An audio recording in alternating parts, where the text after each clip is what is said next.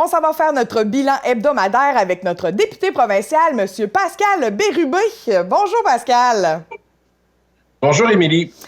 Alors, depuis la dernière fois qu'on s'est entretenu avec vous à la TVC, il s'est passé pas mal d'affaires.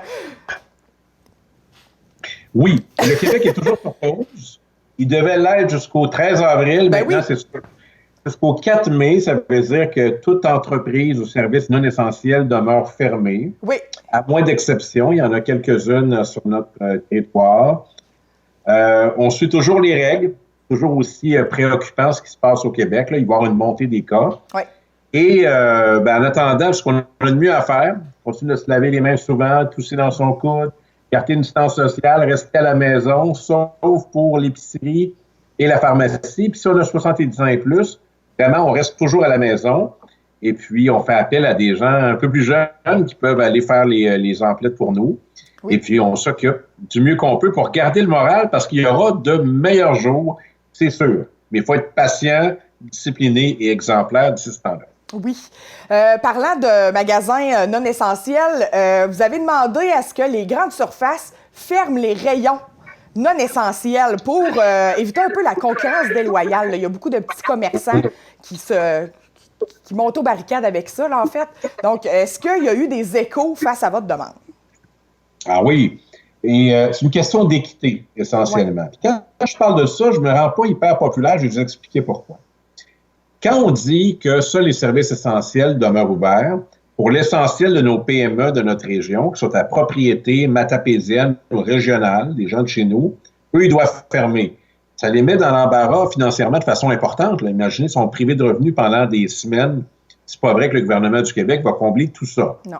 Là, des prêts, des garanties de prêts, parfois des subventions salariales, mais c'est sûr qu'il va y avoir des prêts. Alors, tout le monde participe à l'effort. Nos PME sont fermées. Or, il se trouve que sur le territoire du Bas-Saint-Laurent, disons l'est du Bas-Saint-Laurent, je dirais la Métis, la Matanie, la Matapédia, il y a des chaînes bien connues qui demeurent ouvertes parce que, dans certains cas, elles vendent de la nourriture ou de la pharmacie. Et une fois qu'on entre là, on peut acheter d'autres choses. Ouais. Moi, je ne condamne pas les gens qui vont magasiner là. Ce que je dis, c'est que soit tout le monde demeure ouvert, soit que ces entreprises, elles vont restreindre l'accès à des services. Et le but, c'est pas de brimer personne. C'est de dire, pourquoi une PME locale qui appartient à quelqu'un de chez nous, de la Matapédia, elle va fermer, pendant qu'une grande surface à l'échelle régionale, à Rimouski, par exemple, elle demeure ouverte parce qu'elle a un peu d'épicerie et de pharmacie. Ouais. Alors, c'est juste une question d'équité envers tout le monde, parce que ça va être difficile après pour la relance économique. Puis moi, je suis sensible à ça. Alors, est-ce qu'il y a eu des échos au gouvernement du Québec? Non, OK. Eux, ils trouvent que c'est comme ça. Mais aujourd'hui, la grande association nationale du commerce au détail m'a accordé un appui. Donc, c'est l'ensemble des détaillants, des petites entreprises. C'est pas rien.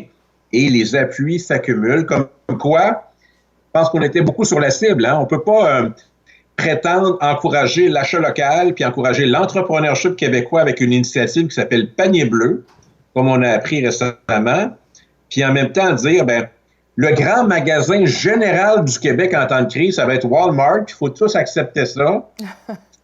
Je pense à ce débat, ça mérite discussion. Et qu'est-ce que je fais quand je vous parle de tout ça? Je défends les propriétaires d'entreprises régionales et québécoises. Je défends vos voisins, puis vos amis, puis vos membres de vos familles qui sont en affaires. Moi, je veux que ces commerces-là survivent à la crise et je les défends. Puis pour les consommateurs qui disent « on aime ça aller là », oui, on est d'accord. Je suis sûr que vous comprenez l'enjeu d'équité que je vous explique. Oui, tout à fait. Puis très noble débat, très noble guerre à mener, je crois, pour la santé de nos régions, là, à venir. Vous avez parlé de panier bleu. Est-ce que le Parti québécois trouve que c'est une belle initiative ou il aurait voulu davantage, peut-être plus avoir un Amazon québécois qu'un portail comme les pages jaunes? J'ai l'impression que c'est comme les pages jaunes Internet bleu. Beau débat. Disons que quand on est indépendantiste comme moi, l'achat québécois, c'est pas uniquement en temps de crise, c'est tout le temps. Il faut faire la promotion des produits de chez nous, des entreprises de chez nous. Donc, nous, c'est inné, là, on n'a pas attendu après la crise. Bon. Le gouvernement du Québec lance une initiative qui se veut un portail où on retrouve au même endroit un ensemble de commerces québécois ou de produits québécois. Donc, c'est pas un site transactionnel. Transactionnel, ouais. Où on peut mettre sa carte de crédit puis acheter quelque chose. C'est pas ça. On devrait arriver avec un Amazon québécois. L'idée est attrayante, mais l'enjeu qu'on a, c'est l'achalandage. C'est-à-dire que les clients sont habitués d'aller sur les grands sites comme Amazon, comme eBay. C'est là que le trafic est. Ouais. Les faire déplacer dans une autre plateforme à venir, peut-être qu'elle est québécoise, avec le marché qu'on a, c'est pas sans difficulté. Alors, il y a plusieurs façons d'aborder ça. Est-ce qu'on ne pourrait pas aussi travailler à ce que nos produits québécois se trouvent une place sur ces grandes plateformes-là internationales, s'affirmer dans l'international, au lieu de créer la nôtre? C'est une idée comme ça. Mm-hmm. Mais moi, j'en ai d'autres idées très nationalistes. Par exemple, ça fait depuis l'automne 2018 que je propose que nos tarifs d'hydroélectricité, qui sont quand même abordables, puissent servir à développer toute l'industrie de la culture de légumes en serre à l'année, ce qui ferait en sorte qu'on remplacerait nos fruits et légumes qu'on retrouve à l'épicerie, qui viennent d'Amérique latine, des États-Unis, par des légumes québécois. Ce serait meilleur au goût, plus de fraîcheur, meilleur au coût, moins de transport, meilleur pour l'environnement, bon pour notre économie. On favorise les circuits courts. Il n'y a que des avantages. On diversifie également notre agriculture. Ça, c'est une idée qui m'apparaît pleine de sens s'il y a une volonté politique. Et là, récemment, ça a changé. Le gouvernement ne voulait pas. Je riais un peu de mon initiative. Maintenant, la nouvelle patronne d'Hydro-Québec a dit que ça a du sens. Puis là, le premier ministre a entendu ça. Puis il trouve que ça a du sens maintenant. Parce qu'on a deux conférences téléphoniques par semaine avec les 4 chefs de parti. J'en ai parlé de ça. Alors, l'idée évolue assez bien. Donc, moi, je trouve que c'est une belle mesure. Il va en avoir d'autres aussi, mais celle-là a mérite d'être encouragée. Alors, moi, en hiver, pourquoi pas avoir nos tomates québécoises au lieu d'avoir des tomates mexicaines? Il me semble qu'on le gagnerait. Puis je pense que la Matapédia serait capable de tirer son épingle du jeu là-dedans. Puis rappelons-nous comment on fait la promotion, par exemple, du marché public de la Matapédia. Parce que, évidemment, c'est des bons produits, on connaît les producteurs, on sait que ça sert directement à l'économie. Oui. Alors, il faut appliquer cette fierté-là, matapédienne et québécoise, à l'année, et c'est ce genre de proposition que je vais continuer de faire au cours des prochaines semaines. Oui, très bonne proposition. Parlons maintenant de votre demande que vous avez faite hier, je crois, concernant la ventilation, nombre de cas versus MRC, que vous avez fait au CIS Bas-Saint-Laurent, là, au directeur de la sécurité publique. Est-ce que ça a été entendu? Non. Non. Ça, c'est le genre de dossier. Moi, je pourrais décider comme député de rien dire. Comme ça, je ne risquerais pas de me faire critiquer. Oui. Alors, il y a des pour, il y a des contre, je m'explique. Depuis le début de la crise, plusieurs C3S au Québec, donc Centre intégré de santé et services sociaux par région, nous c'est le Bas-Saint-Laurent, ont des données, parfois les rendent publiques, parfois pas. C'est partagé. Au Bas-Saint-Laurent, ils les rendent pas publics, c'est le choix qu'ils ont fait. Et là, je disais, OK, c'est votre choix, vous ne voulez pas créer ni de panique, ni de fausse sécurité. C'est comme ça. Donc, on donne un chiffre régional. Il y a 8 MRC, de l'Éméchin jusqu'à la Pocatière, et la Matapédia, correct. Mais là, avec le temps, on a réalisé qu'il n'en restait que 2 au Québec qui ne donnaient pas les chiffres, dont la Gaspésie-des-Îles et le Bas-Saint-Laurent. Et là, ça a changé. Gaspésie-des-Îles donne les résultats maintenant par MRC. Il ne reste que le Bas-Saint-Laurent. Oui. Alors, la question que je me pose, pas juste moi, les citoyens de notre région, c'est pourquoi vous ne donnez pas les chiffres? Là, les gens vont apprécier la réponse C3S, puis ils vont dire on comprend ou pas. Alors, moi, j'ai posé cette question-là. Oui. Au début, je disais, bon, on va pas se la poser, on va respecter toutes les règles. Je les respecte encore, les règles. Mais je me fais l'écho de ma population qui veut savoir pourquoi on les a pas, puis pourquoi on est les seuls au Québec qui ne devraient pas les avoir. Ça va certainement contribuer à ce qu'on ait une vraie réponse claire. Là, je reçois des messages de gens qui disent, ouais, mais il faut pas le dire parce que les gens vont relâcher. J'espère que les gens pensent pas comme ça. J'espère. Moi, là, j'en fais la promotion chaque jour des mesures de prévention, puis tellement qu'on a lancé un appel automatisé. Oui. On a rejoint 10 000 foyers de la circonscription où il y a au moins une personne de 70 ans et plus. 10 000. Puis on leur rappelle les consignes, on leur rappelle les données, les ressources, puis ils sont en contact, ils peuvent me laisser un message. Je fais ça à temps plein. Je dis juste que On a le droit de se poser la question pourquoi on le sait partout ailleurs au Québec, puis pas ici. Certainement des raisons.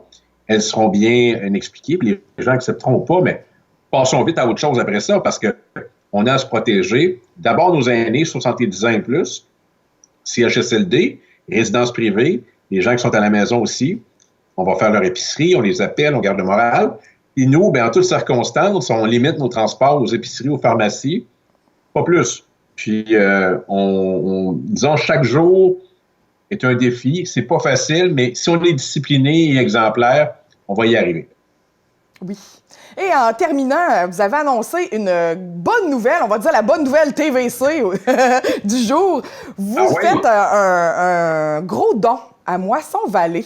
Ça vient de sortir, là, tout chaud par communiqué. Donc, en fait, les 3 moissons de votre comté, vous faites un don. Oui. Bien, quand on s'engage en politique, il y a un certain nombre de principes qui nous guident. Puis moi, ma priorité aura toujours été, évidemment, de protéger les plus démunis. Alors, ça me touche beaucoup, cette situation-là, surtout celle des gens qui ont faim. C'est pas d'hier, là, ça me bouleverse à chaque fois. Et je sais que la demande est forte, pas seulement depuis le début de la crise. Chez Moisson-Vallée, là, il y a beaucoup de pression. Je suis allé les visiter récemment pour leur remettre un chèque de 1 000 $ puis m'informer comment ça se passe. J'ai rencontré des gens qui y travaillent, puis Brigitte qui mène ça de façon admirable. Puis c'est pas simple. Là, on m'a expliqué que frigo collectif et tout ça. J'ai tout visité ça avant la crise. Et là, compte tenu de l'ampleur, je ne peux pas laisser passer l'occasion de faire un geste exceptionnel. Donc, mon bureau, là, le budget qui est géré par mon bureau, je vais remettre là, dans les prochains jours 10 000 $ à Moisson-Vallée de la Matapédia, 10 000 $ à Moisson-Métis, 10 000 $ à la cuisine collective de la région de Matane, qui n'est pas une moisson, qui n'est pas directement une banque alimentaire, mais qui est une cuisine collective qui offre du dépannage. Donc, c'était 30 000 $, c'est une somme jamais vue à l'échelle de mon bureau. Pas énorme, là, mais quand on pense à ça, mais à l'échelle de mon bureau, avec le petit budget qu'on a pour supporter les groupes, c'est énorme. On n'a jamais donné autant d'argent pour des groupes. Ça s'imposait. La priorité, là, dans les besoins essentiels, c'est ça, de nourrir. Et moi, je voudrais pas qu'on manque de nourriture. C'est jamais perdu. C'est pas utilisé à court terme. Il y aura les moyens. Alors, ça me permet de saluer les bénévoles de Moisson-Vallée qui font un travail important, qui se mettent un peu à risque, là, tu sais, mais qui nourrissent nos gens. Alors, je suis très touché par cette situation-là. Donc, on l'a autorisé au cours des dernières heures. Le chèque va être reçu au cours des prochains jours par Moisson-Vallée. Donc, c'est important. Et les gens qui veulent contribuer financièrement, c'est possible de le faire aussi, des entreprises. Et vous me permettrez peut-être de profiter de la situation. Oui, tout à fait. Pour demander aux entreprises, aux particuliers qui auraient autre chose que des denrées, c'est-à-dire des masques N95, les fameux masques, là, disons, professionnels, oui, en leur possession, des masques neufs et qui auraient envie de les donner, protéger nos professionnels de la santé dans la Matapédia et ailleurs, de me contacter en privé pour qu'on puisse les récolter et les remettre à la santé publique. J'ai eu, moi, un don à mon bureau de Matane de 40 masques, une esthéticienne de Matane qui avait ça, parce qu'elle a fait là, des soins de podologie, là, je passe vite sur les détails, mais elle a ça. Oui. Elle m'a donné 40 masques neufs. Wow. J'ai reçu d'autres masques de d'autres personnes. Il y a une entreprise à Matane qui s'appelle Méridien Maritime qui en a donné. Donc, si dans la Matapédia, puis je sais qu'il y en a là, des masques à bien les endroits, vous avez envie de les donner, vous faites œuvre utile, puis moi, là, en échange, je vais le dire que vous les avez donnés. Ça va vous faire une super publicité, puis en plus, vous allez avoir été utile, puis vous allez protéger des gens qui travaillent à sauver des vies présentement, qui sont les travailleurs de la santé de l'hôpital d'Amqui, puis des hôpitaux régionaux. Alors, moi, je trouve que c'est une bonne affaire. Oui. Envoyez-moi vos masques, puis je vais le dire que vous l'avez fait. Vous allez voir, ça va vous faire une bonne publicité. Tout à fait. C'est un bon win-win, ça, un bon échange. Oui. Ben, merci beaucoup, M. Bérubé, pour ce point de bilan de la semaine qu'on fait ensemble. Fait le tour un peu. Oui. J'ai fait le tour, puis je termine. Je ne sais pas à quel moment cette entrevue va être diffusée, parce qu'il y aura sur le web aussi. Bon, oui.